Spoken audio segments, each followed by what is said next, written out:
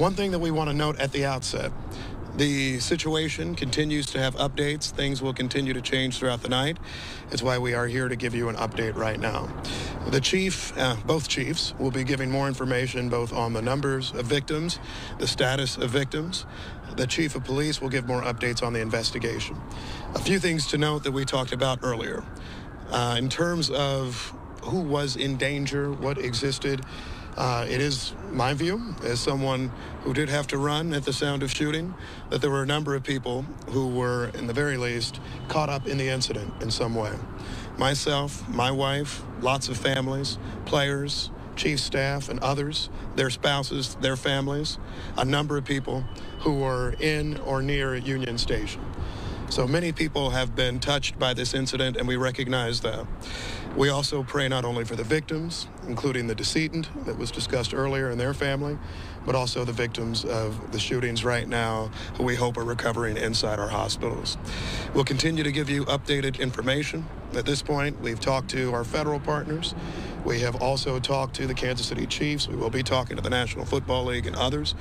More so, just to hear that all are safe who are with those institutions, and we continue to hope that all of those who were impacted are safe. To the extent you have information about suspects or others, we do encourage you to call the police. However, if for whatever other reasons you have information about the incident, we will be looking to share that through different methods. So if you have information about the incident, suspects and others, please call the police. If you're looking for other information, we'll try to continue to give you regular updates.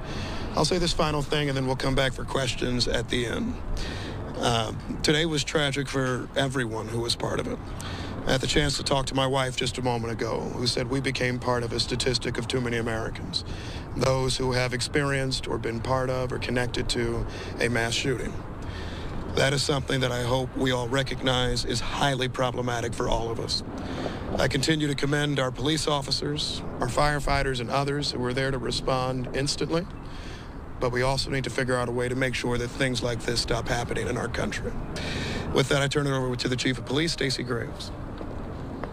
Thank you. I just want to echo the mayor's thoughts and his prayers, and also to acknowledge that not only the victims who were actually hit by gunfire, but there are a lot more people who are going to be forever impacted by what happened here today.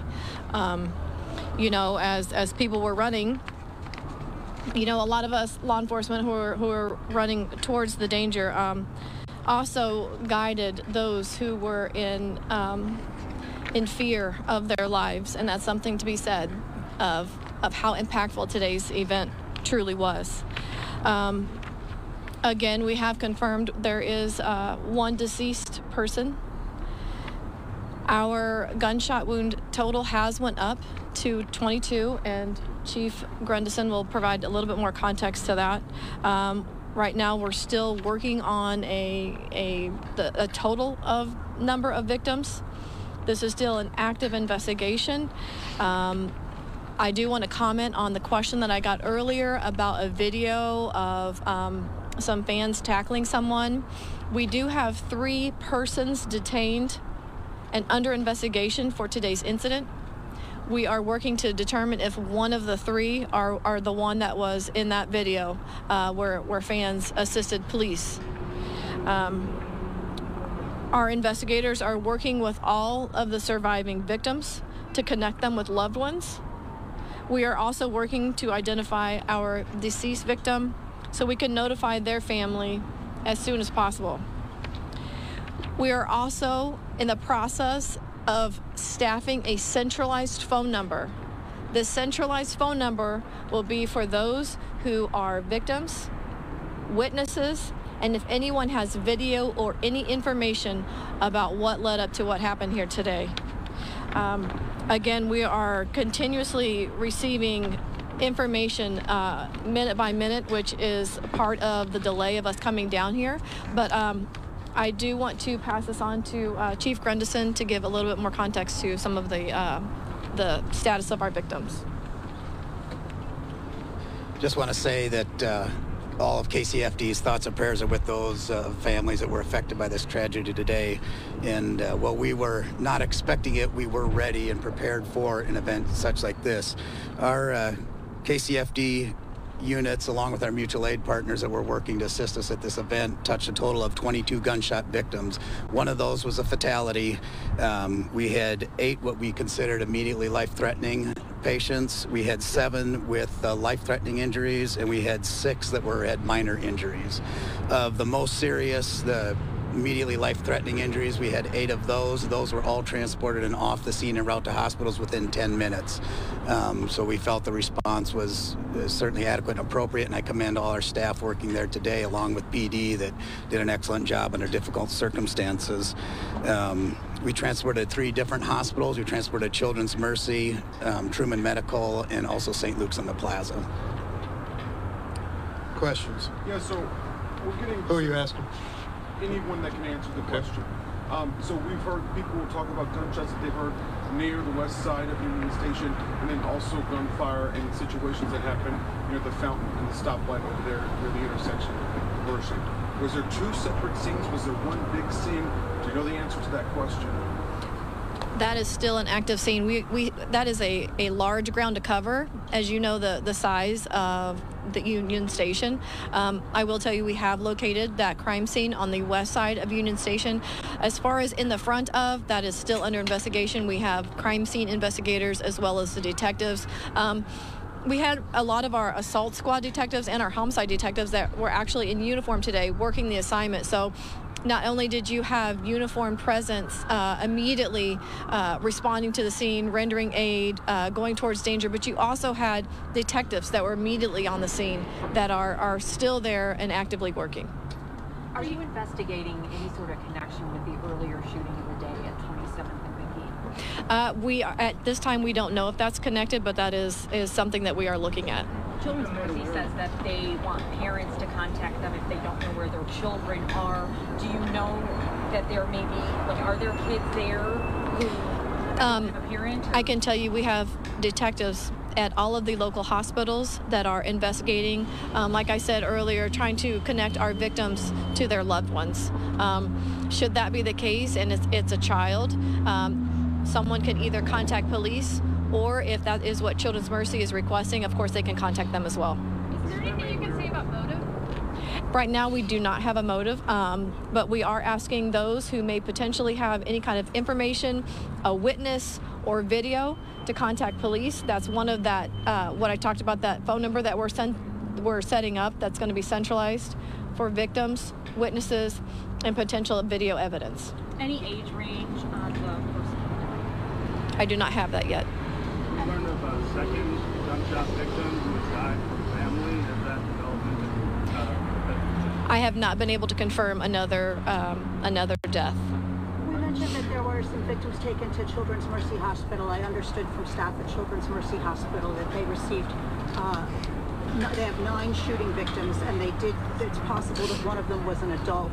Do you know how many children were shot, if it was 8 or 9, and when we're talking children, are we talking about little ones or 17-year-olds? Do you know, Chief? Children's accepts patients up to 17 years old. Children's accepts patients up to 17 years old, and but we do not have that information currently on the exact ages of the patients that were transported.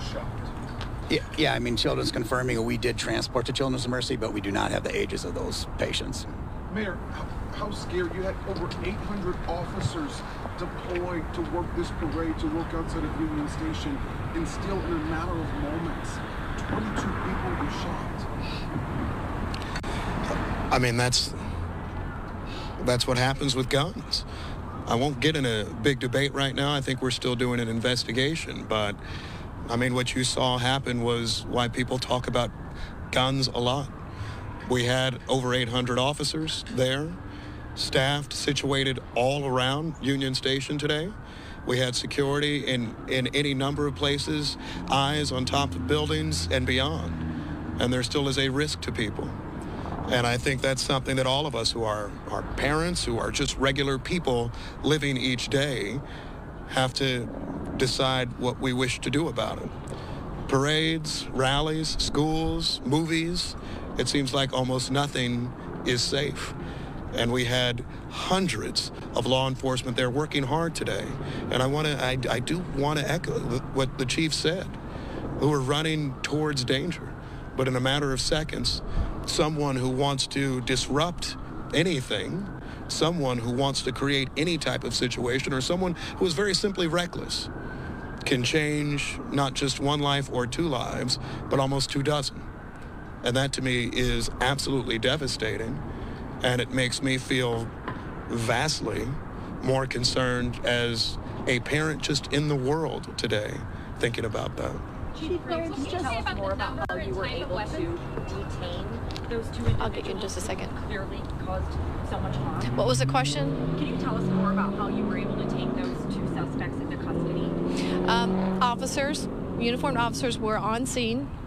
I don't have all the information of exactly what they witnessed, but there was a pursuit, apprehension, slight injuries by our officers taking someone into custody. But as far as you're directly answering your question, I don't have that information right now. Chief Graves, you have two gunmen in custody. You were talking about weapons earlier. Can you tell me how many and what type of weapons were involved? I don't have the exact on the weapons, but we have recovered firearms. I don't have a number for you or a caliber. We have recovered firearms, at least one. Okay. Chief Graves, you have two gunmen in custody. Do you believe there are any others still unaccounted for? We have 3 people that we have detained, and that is what we are asking for, is if anyone has any information, is a witness or has any kind of video that may provide us if there's anybody else that was involved in this. So is there a risk to the community at this point? No, at this time, the scene has been cleared. It's being held, and when I say cleared, I say the scene has been made safe, and it's been cleared. Right now, we are in the investigative portion of that, collecting evidence, whether that be digital evidence or physical evidence. That is what we are doing right now, and we're also conducting interviews. Obviously, we have several victims that we need to have a conversation with, to ask questions, also witnesses. So there's a lot of work ahead in this. This is just the beginning stages, but we are moving as fast as we can. Can you explain that there was like a 5 minutes between the first shots and the second? All of that has not been determined just yet. The number of shots, the time in between them, the motive, all of that is still actively being investigated. So we don't know if there were 2 separate scenes. We don't know the answer to that at this point. I cannot confirm that yet. And just, did I miss this? Last Was one this here, guys. inside or outside Union Station? This was all outside Union Station. Thank you. Okay, Thank you, guys. thank you. Thank you. Thank you. Might have just been